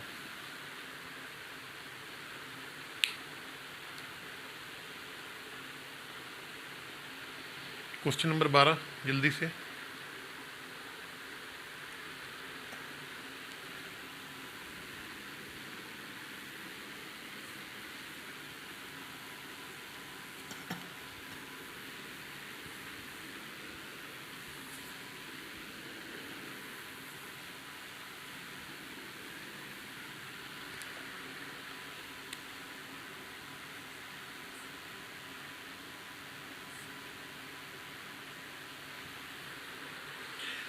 किसी व्यक्ति ने स्टेट बैंक में लगातार 3 वर्ष तक 11% वार्षिक साधारण ब्याज पर प्रत्येक वर्ष के प्रारंभ में एक निश्चित धनराशि जमा की। यदि 3 वर्ष बाद उसके खाते में 15,006 रुपये हों तो ज्ञात कीजिए प्रति वर्ष उसने कितना धन जमा किया। देखिए बड़ा अच्छा क्वेश्चन है, बहुत प्यारा क्वेश्चन है। कह रहा कोई राशि है, उसने लगातार 3 वर्ष तक 11% वार्षिक साधारण ब्याज पर प्रत्येक वर्ष के प्रारंभ में एक निश्चित धनराशि जमा की। ठीक है, पहले जमा करी उसने कुछ, फिर जमा की। निश्चित का मतलब समान राशि होता है। ठीक है, हमने मान लिया कि उसने प्रति वर्ष शुरू में 100 रुपये उसने जमा किए। उसने प्रति वर्ष क्या करा, शुरू में ही उसने 100 रुपये वहाँ पे जमा किए। ठीक है, कैसे करेंगे जरा देखो। पहले हमने माना प्रत्येक वर्ष शुरू में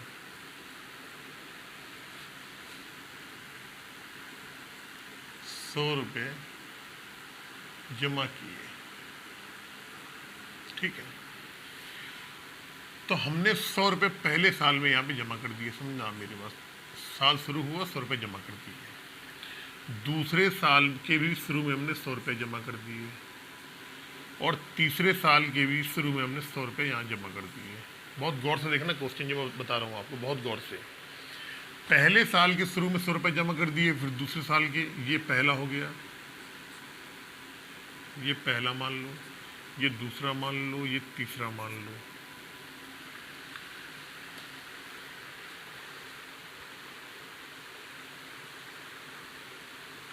तीन वर्ष बाद, अगर 3 वर्ष की बात हम करेंगे तो भैया पहला वर्ष तो यहाँ से लेके यहाँ तक चला, दूसरा यहाँ से लेके यहाँ तक चला, और तीसरा चला यहाँ से लेके यहाँ तक। यहाँ पे क्या है, ये देय राशि है। क्या है, देय राशि जो बैंक ने उसको दिया है, जो बैंक ने उस बंदे को दिया है। हमने मान लिया कि पहले वर्ष 100 रुपये जमा किया, दूसरे वर्ष 100 रुपये जमा किया, तीसरे वर्ष 100 रुपये जमा किया, और 3 वर्ष के बाद तो ये जो 100 रुपये जमा करा, इसमें जो ब्याज मिलेगा वो यहाँ से लेके यहाँ तक मिलेगा, इसमें जो मिलेगा वो यहाँ से लेके यहाँ तक मिलेगा, इसमें जो मिलेगा वो यहाँ से लेके यहाँ तक मिलेगा। अब देखो मेरी बात आप जरा गौर से, 3 वर्ष की बात कर रहे हो वो। ठीक है, वो ये कह रहा है जो पैसे हम जमा करते हैं उसमें जो ब्याज की जो रेट है वो है 11%। अब मुझे एक बात बताओ, पहले अगर आपने 100 रुपये जमा कर दिया, समझना, बहुत गौर से समझना, बहुत ही गौर से, और यहाँ पे आपको पूरा पैसा मिल रहा है। आपको यहाँ पे देय राशि क्या लिखा है, देय राशि लिखा हुआ है इसमें, क्वेश्चन नंबर 12। चलो देय राशि नहीं लिखा है तो कोई दिक्कत नहीं, 3 वर्ष बाद उसके खाते में इतने रुपए, तो 3 वर्ष बाद यहाँ पे उसके खाते में कितने रुपए आएंगे ये हम बता रहे हैं आपको। 100 रुपये जो मैंने पहले बैंक के खाते में जमा कर दिया, ब्याज का रेट कितना है, तो आपने बोला कितना है, 11% है। तो 11% हमने यहाँ से लेके यहाँ तक कितना लिया, ये 11 लिया पहले एक बार इस वाले में, फिर दूसरे साल में हमने 11 लिया, फिर तीसरे साल में हमने कितना लिया, 11 लिया, यानी कि इस वाले में हमें कुल मिला के 33 रुपये हमें मिल गया। जो पहले वर्ष 100 रुपये हमने जमा किया था उसमें हमको ब्याज कितना मिल गया, 33 रुपये मिल गया। क्योंकि ये वाला जो जमा किया तो एक साल यहाँ से यहाँ तक चला, फिर यहाँ से यहाँ तक चला दूसरा साल, फिर यहाँ से यहाँ तक चला तीसरा साल। यहाँ पे बता रहा हूँ देय राशि जो बैंक आपको राशि देगी या जो बैंक में आपका पैसा होगा वो। फिर बात आई दूसरे साल पे, दूसरे साल में जब हमने 100 रुपये यहाँ जमा किया, समझना मेरी बात गौर से, जब दूसरे साल हमने 100 रुपये यहाँ पे जमा किया तो इस 100 रुपये में यहाँ से लेके यहाँ तक में कितना मिला, 11 मिल गया पहले में, फिर यहाँ से लेके यहाँ तक हमें 11 मिल गया। तो दूसरे वाले में कितना मिल गया आपने, 11 और 11 कितना हो गया, 22 मिल गया आपको, 22 रुपये ब्याज मिल गया। तीसरे साल के शुरू में जब 100 रुपये हमने ये जमा किए थे इस वाले में, तो ये केवल यहाँ पे 1 साल तक ही चल पाया। तीसरे साल के शुरू में जब हमने 100 रुपये जमा किए तो इसके बाद ये केवल 1 साल तक ही ब्याज दिया है, और यहाँ पे के बाद हमको क्या करना है, एंड करना है। तो आपने कहा इसमें कितना मिल गया, इसमें हमें मिल गया, इसमें मिल गया आपको 11। अब आपने बैंक से कहा कि भैया अब बस ठीक है, अब पूरा हो गया सिस्टम, अब एक काम करो, मुझे ना यहाँ पे देने के बाद आपने कहा अब मुझे पैसे आप 1 साल बाद वापस कर दो। तो बैंक आपको कितने पैसे देगा ये तो बताना है। तो आपने कहा ठीक है, 100 जमा करें तो 3 बार, 1 2 3, तो 300 तो ये हो गया हमारे 100 300। और आपने इंटरेस्ट की बात करी तो इंटरेस्ट कितना हो जाएगा, 33 22 55 11 66, यानी कि ये हो गया हमारा जो आपने किस्त नहीं, क्या बोला इसमें, जो आपने निश्चित धनराशि जमा की थी, ये उस पर हो गया आपका ब्याज। यानी कुल मिला के आपको 3 साल बाद जो बैंक जो पैसा देगा वो देगा 366 रुपये। और क्वेश्चन में कितना बता रहा है, क्वेश्चन में आपको इसी 366 की वैल्यू दे रखी है आपको 15,006 रुपये। कितनी दे रखी है, 15,006 रुपये। 366 की वैल्यू कितनी है। अब आपसे वो जो आपने निश्चित धनराशि जमा की थी उसके बारे में पूछा है, तो आपने पूछा, आपने कितना मान रखा, 100 मान रखा, 100 की वैल्यू निकालनी है, 100 की वैल्यू निकाल दो आप यहाँ से।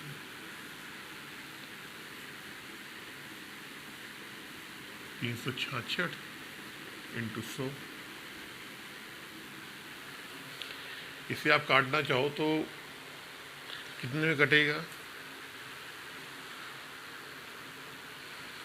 41 बार में कटेगा, 4100 रुपये आएगा आपका, ठीक है ना। इसे काटोगे कितना आएगा, 41 बार कट जाएगा, कितना हो जाएगा 41। यानी कि वो जो निश्चित धनराशि आप जमा कर रहे थे बैंक में वो कितना था, आपकी 41 रुपये थी। यही क्या होगा, आपका आंसर हो जाएगा। फिर मैं कह रहा हूँ समझ में नहीं आ रहा, समझ लो भाई, 100 रुपये उसने जमा कर दिए बैंक में, तो इस 100 रुपये पे उसने 3 साल का ब्याज लगाना है, क्योंकि यहाँ पे आपको पैसे मिल रहे हैं। तो ये चला, देखो ये 100 रुपये जो आपने पहले साल जमा किए यहाँ पे, तो इस 100 पे पहले 1 साल 2 साल 3 साल, 1 साल के 11% है, 3 साल कितना हो गया, 33 मिल गया 100 वाले पे। ये 100 रुपये आपने करा दूसरे साल में जमा किया आपने, तो ये 100 वाले पे 1 साल 2 साल चला, 22 रुपये मिल गया आपको। ये जो 100 आपने जमा करे तो ये केवल 1 साल तक ही जमा हो पाए यहाँ पे, तो कितना मिल गया, 11 मिल गया। तो राशि कितनी जमा करी है आपने, 300 रुपये जमा करी, ब्याज कितना मिला उसमें, ब्याज मिला 66, कुल मिला के 366 रुपये आपको बैंक देगा 3 साल के बाद। और इसी 366 की वैल्यू कितने के बराबर है, 15,006 के बराबर है। 100 की वैल्यू निकालनी, 4100 आ जाएगा आपका आंसर। क्वेश्चन नंबर 13 जल्दी से।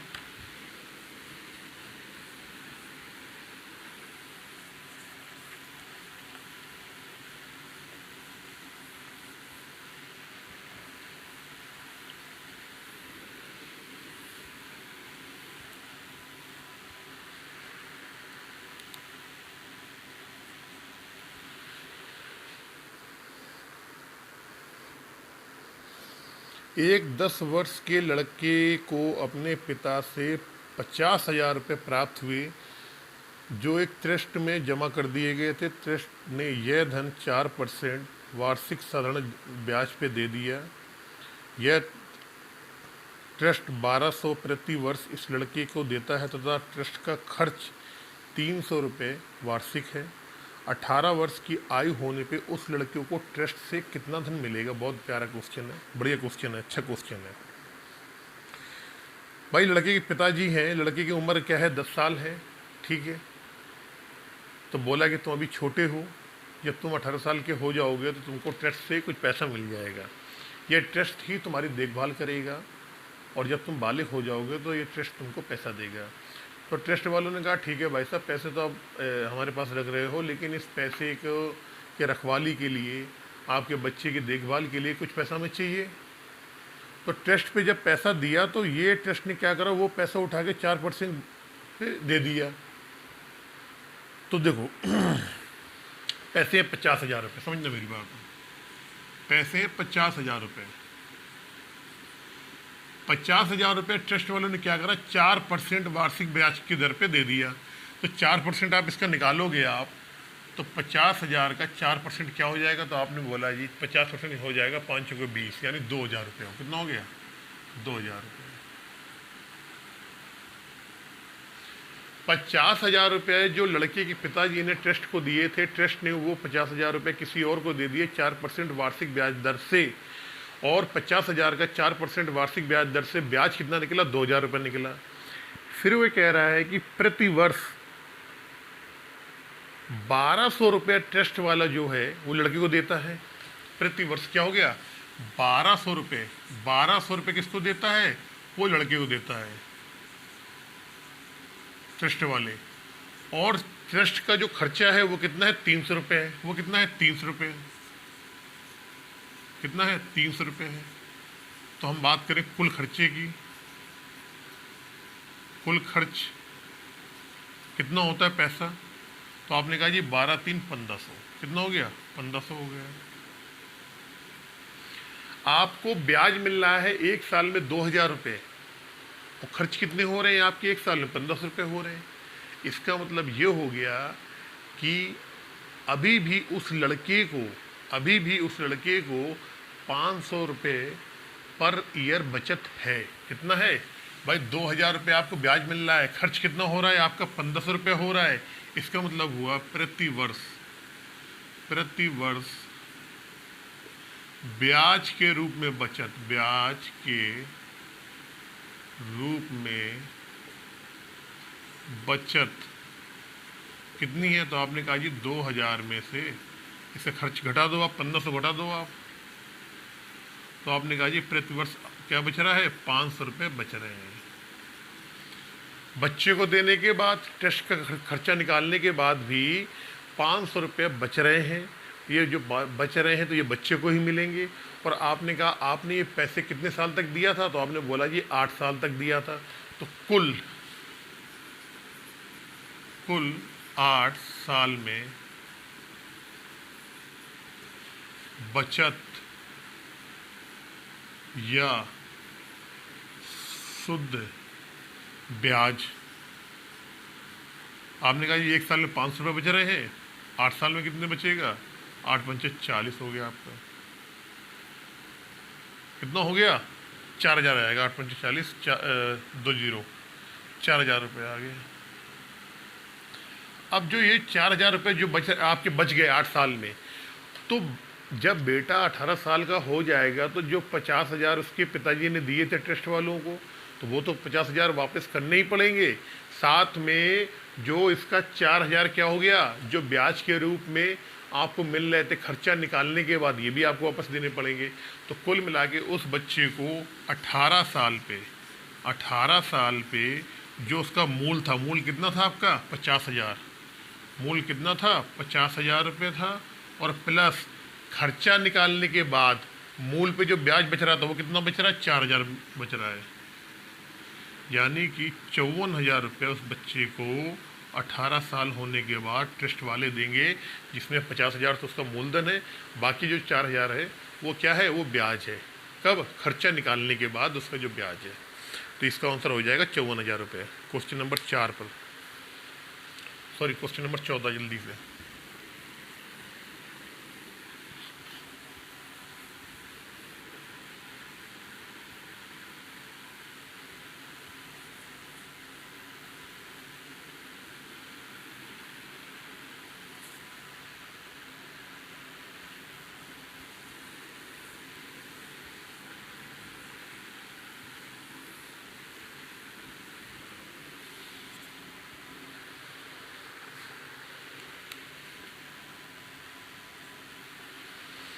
एक व्यक्ति 9,000 रुपये इस शर्त पर उधार देता है कि उधार दी गई धनराशि को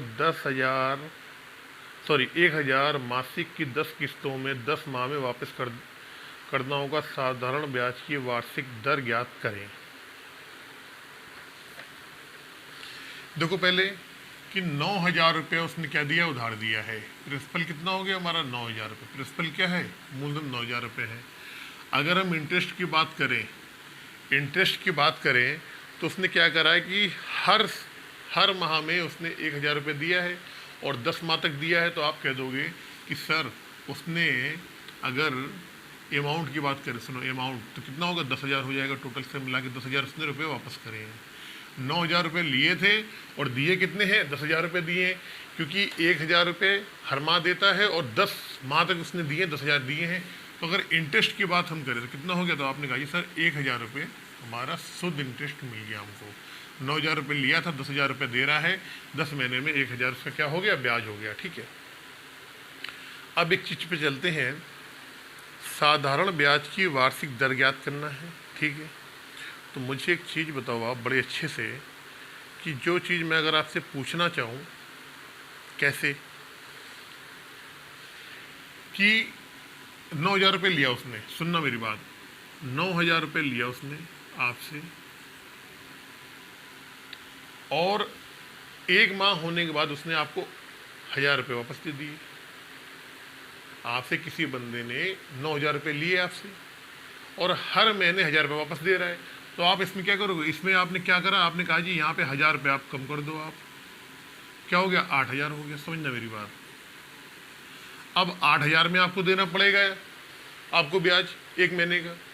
फिर 8,000 में क्या हुआ, जैसे 8,000 हुआ फिर इसने क्या करा, आपको 1,000 रुपये दे दिया, इसमें से कितना बच गया, 7,000 बच गया आपका। फिर इसने क्या करा, 1,000 कम दे दिया आपको, फिर 6,000 बच गया। फिर इसने कम कर दिया 1,000, फिर 5 बच गया, फिर ये 4 बच जाएगा, देखना फिर 4 बच जाएगा ये, फिर ये 3 बच जाएगा, फिर ये 2 बच जाएगा, फिर ये 1,000 बच जाएगा और फिर ये 0 बच जाएगा। 5 ऊपर है, 5 नीचे है। हर बार आपको वो 1,000 रुपये दे रहा है। 9,000 उसने आपसे उधार लिए थे, 1 महीने बाद 1,000 दे दिए, आपके 8,000 बच गए। उसके फिर उसने अगले महीने में उसने क्या करा, आपको 1,000 रुपये दे दिए, उसके 7,000 बच जाएंगे। ये वो पैसे बच रहे हैं आपके। 9,000 रुपये पहले आपको ब्याज लग रहा था आपका, जैसे उसने 1,000 रुपये दे दिए तो अब ब्याज लगेगा आपका कितने पे लगेगा, 8,000 रुपये। फिर उसने क्या करा, 1,000 रुपये दे दिए, फिर ब्याज कितने पे लगेगा, 7 पे लगेगा। फिर क्या करा उसने, अगले महीने 1,000 रुपये दे दिए, तब ब्याज कितने पे लगेगा, 6,000 रुपये लगेगा। फिर उसने 1,000 दे दिए, तब ब्याज कितने पे लगेगा, 5 पे लगेगा। फिर उसने 1,000 रुपये दे दिए, तब ब्याज कितने पे लगेगा, 4 पे। फिर उसने 1,000 रुपये दे दिए, तब कितने पे लगेगा ब्याज, 3,000 रुपये। फिर उसने 1,000 दे दिए, तब 2 पे लगेगा, फिर लास्ट में 1,000 रुपये लगेगा। फिर इसके बाद पूरा आपका यहाँ पे जो प्रिंसिपल था वो आपका चुकता हो जाएगा और आपका उधार जो है वो ख़त्म हो जाएगा। तो मुझे एक बात बताओ, अगर मैं इन सबको जोड़ूं, अगर मैं इन सब पे जोड़ूं, प्रिंसिपल कितना होगा, तो 9, 8, 17, 7, 24, 6, 30 यहाँ तक आ गया। 5, 4, 9, 9, 3, 12, 12 और 3, 15, यानी कि 45,000। समझना मेरी बात आप, 45,000 टोटल। अगर मैं प्रिंसिपल जोड़ूं 45,000 पे 1 माह का, समझना मेरी बात, 45,000 पे 1 माह का अगर ब्याज में बोलूं, ब्याज कितना आ रहा, तो आपने बोला ब्याज कितना आ रहा सर, 1,000 रुपये आ रहा था। 45,000 मूलधन पे 1 महीने का ब्याज कितना है, 1,000 रुपये है, 1,000 रुपये। तो आपसे इंटरेस्ट पूछा गया है, बड़ा सिंपल निकाल सकते हैं, इसमें तो कोई दिक्कत वाली बात ही नहीं है आपको निकालने के लिए। इसमें तो कोई दिक्कत वाली बात ही नहीं है निकालने के लिए, आप बहुत आसानी से निकाल सकते हो। 45,000 रुपये का 1 माह का जो ब्याज आ रहा है, कुल मिला के कितना आ रहा है, 1,000 रुपये आ रहा है आपका। आ रहा है कि नहीं आ रहा है, आपने कहा जी बिल्कुल आ रहा है, सही आ रहा है। तो 12 माह का ब्याज क्या होगा, अगर 1 माह का ब्याज है 1,000 रुपये, तो 12 माह का ब्याज, तो आपने कहा जी 12 महीने या 1 साल का ब्याज क्या होगा, 1 साल का ब्याज। आपने कहा जी 1 साल का ब्याज कितना होगा, 1 साल का ब्याज होगा 12,000 रुपये। अब अगर आसानी से आप यहाँ 100 बना लोगे तो हम वहाँ पे क्या करेंगे, वही हमारा वहाँ पे हमारा इंटरेस्ट आ जाएगा। तो 100 बनाने के लिए क्या करना पड़ेगा आपको, 450 से यहाँ भाग देना पड़ेगा, 450 से वहाँ भाग देना पड़ेगा आपको। तो अब करके देख लो, कोई दिक्कत नहीं है। हमने क्या करा कि 450 से यहाँ पे भाग दे दिया और 450 पे से यहाँ से भाग दे दिया। जब यहाँ भाग दोगे आप 450 से, कितना हो जाएगा, ये 100 आ जाएगा। 100 पे 1 साल का ब्याज क्या हो जाएगा आपका। तो आपने कहा जी ये 0 से 0 कट जाएगा। 15 अट्ठे 120 होता है, 15 अट्ठे 15 45, 15 अट्ठे 120 यानी ये 80 आ जाएगा। 15 3 45 यानी 30 आ जाएगा ये। 15 3 45 और 15 अट्ठे 120, 80/3, 3 दूनी 6 यानी कि 26 सही 2/3%। कितना आएगा इसका, इसका आएगा 26 सही 2/3%। ये क्या होगा आपका परसेंटेज हो जाएगा। अगर आप ऐसा नहीं कर पा रहे हो, आपको 100 नहीं बनाना है, यहाँ पे कोई दिक्कत नहीं है। आपने बोला ये 45,000 का एक माह का ब्याज आ रहा है 1,000 रुपये, तो 45,000 का 1 साल का ब्याज कितना आएगा, 12,000 रुपये आएगा। आप जान गए 12,000 रुपये क्या आ रहा है, ब्याज आ रहा है आपका। कितने पे आ रहा है, 45,000 पे आ रहा है। और दर के लिए 100 लगा दो, परसेंटेज का साइन कर दो। आप दर ही तो निकालनी है आपको, कोई दिक्कत नहीं है। ये 3 0 से 3 0 कट जाएंगे।